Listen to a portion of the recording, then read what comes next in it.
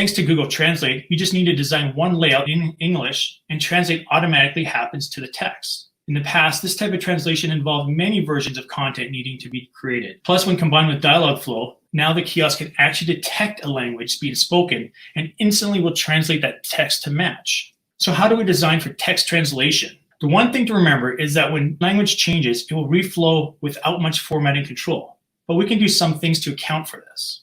When setting up text areas, like shown in the red outline, you want to leave extra space for conversion. Plan for like a 25% change. Also think about headlines. They need to have room to expand. In these examples highlighted in the red, you can see that the headline areas extend past the last letter.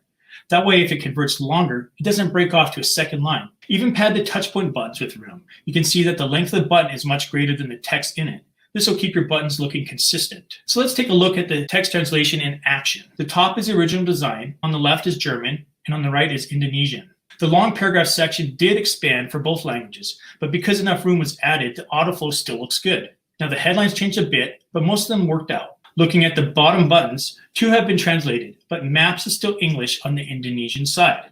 What has happened is that there's no direct translation for the word map. This doesn't happen often, but it's something hard to avoid with automation. As a designer and not having to create these multiple pages, this really helps, and Google certainly has made this integration easy.